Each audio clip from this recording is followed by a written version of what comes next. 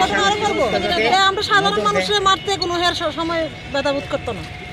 আমরা হের শাস্তি চাই। আমরা এই মেয়েটা তো গেছে আমরা এই যে ছেলেটা আছে এই ছেলেটার আমরা সুস্থ চাই বা হের সব পরিবার কীভাবে বাঁচবে হের আমরা রাস্তা চাই। এই আমরা আর কিছু না। 25 তারিখ রাত্রে যে ঘটনাটা হইল, আমার ননদের জামাই, ননদ আর ভাগ্নি আছে, তিনজন রে একদম বাড়িতে ফেলাইতেছে। সে বাড়িতে তো ফেলাইছে, তারপর তো সে কী করলো, আবার কোর্টও ছাড়া পাইল। তো কোর্টে যে ছাড়া পাইল, হে কি কোনো খেলাতে বিশ্বকাপ জয় করছে না এরকমভাবে হে হাত লাগাইতেছে। একটা 16 বছরের বাচ্চাও যদি এমন কাজ করে তার ভয় থাকে। হে 50-এর উপরে বয়স হইব, হে তো রক্ত আরও দেখা যেতেছে, মাভিয়া দেখা যেতেছে। তো হেরে কীরকমভাবে চাললো? তো পুলিশ যদি না পারতো, আমরা একটু কইতো যে আমরা পারতেছি না, আপনি রায়ের। পুলিশ কীভাবে তারা ছাড়া দিল? আজকে আমরা ঘর নষ্ট করছে, আরেকজনের এমন করবো, মারার অনেক করে রাখছে। তো তার শাস্তি চাই, আইনে যা করে। আর মাননীয় মুখ্যমন্ত্রীর কাছে হাত জোর করে কই, মুখ্যমন্ত্রী যেমন আমরা কত সাহায্য করে, তার শাস্তির লেগে আর কিচ্ছু না।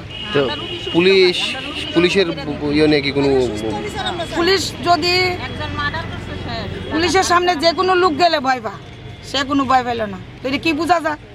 আর কি কইমু কও, তো আর কোনো কথা নাই। পুলিশের সামনে একটা পুলিশ বাচ্চা যাক বয়স্ক লোক যে পুলিশ দেখলে বোঝা, পোশাকটা দেখলে ভয় পায়, সে তো ভয় পাইল না। সে হাত লাগাইছে, বিশ্বকাপ জয় করছে।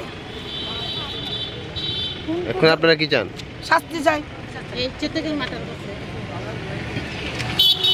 গত 25 তারিখ রাত্রি 11:30 নাগাদ আমার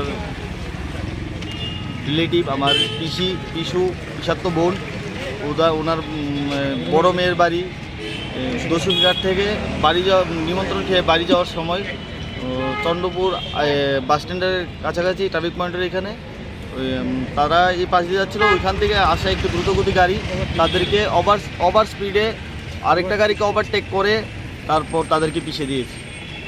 তো তারপর তো আমরা জিবিতে গেলাম, দেখলাম তো তারা ওইখানেই একজন আমার বোন, পিসাত্ত বোন মমিতাশীল স্পট ডেড। তারপর আমরা থানাতে এফআইআর করতে গেলাম। তো ওই দিন তো আর গাড়িটারি কিছু পাওয়া যায়নি, নর্মাল একটা এফআইআর করেছিলাম। তারপর আর আমরা গাড়িও সিসিটিভি ফুটেজে কিছু দেখতে পেলাম না। ওই সময় পুলিশ আমাদেরকে যে ফুটেজটা দেখিয়েছিল ওইটাতে শুধু গাড়ি একটা XUV 700 এতটুকু ক্লিয়ার বোঝা গিয়েছে। তো পুলিশে তারপর গতকালকে আপনার আসামিকে গাড়ি সহ আসামিকে ধরেছে, আমাদেরকে ফোন করেছিল। তো আমরা গেলাম, যাওয়ার পর পুলিশে আমাদেরকে বললো তোমরা দাঁড়াও, তারপর দাঁড়ালাম। তারপর আবার ডাকলো, তারপর ভিতরে গেলাম। তারপর পুলিশ আমাদেরকে বলল যে ওনাদের একজন লয়ার পরিচিত, কি নাম জানি না, ওনাদের লয়ার দিয়ে আমরা কাজটা করাতাম, ওনাদের লয়ার দিয়ে আমরা কেসটা চালাতাম, এইভাবে বলছে। মানে এক ধরনের প্রেশারাইজ একটা মানুষ, পুলিশ মানে আপনাদের প্রেশারাইজ করছে, আমাদের প্রেশারাইজ করছে। একজন উকিল, একজন মোহরি, হয়তো সম্ভবত মোহরি, আমি চিনি না, বলেছে। তারপর বলছে আমরা অনেক কষ্ট করে বের করেছি, ইনভেস্টিগেশন করেছি। তো তার জন্য ওনার কথা শুনতে হবে, ওনার কথা শুনে ওনার উকিল দিয়ে কাজ করাতে হবে। কে বলছে কথাটা? এটা বলেছে সৈকত, কি জানি নামটা দেখে বলতে পারবো আমি, সৈকত কি জানি নামটা, এসআই, হয়তো বা এসআই হবে। তারপর ওনারা বলছে, আমি বলছি না, আমার জানা উকিল আছে, আমরা কথা হয়েছে। না আমরা এত কিছু করলাম, তারপর মিষ্টিটা অন্য কেউ খেয়ে যাবে, এইভাবে বলছে। একজন মারা গেছে, ওনার কোনো ইয়ে নেই, ওনারা এভাবে বলেছে। তারপর যাই হোক, আসামি কোথায় দেখলাম, আসামি উপরে বসে তাদের সাথে কথা বলছে, কোনো লকআপটা করে রাখিনি আসামিকে। তারপর একটা ভিডিও ফুটেজে দেখতে পেলাম আসামি হাত দেখিয়ে গাড়িতে উঠছে, ভ্যানে উঠছে টাটা দিয়ে। এতটুকু সাহস কোথায় থেকে পেল? ওর কোনো অনুশোচনা নেই। উনি যেন নোবেল জয়ী কিছু করেছেন, হাত এইভাবে নাড়িয়ে গাড়িতে উঠছে। তো কিছু না কিছু সাহস তো পেয়েছে পুলিশের, এছাড়া তো কিছু হতে পারে না। তার বিকালে ও জামিনও পেয়ে গেছে।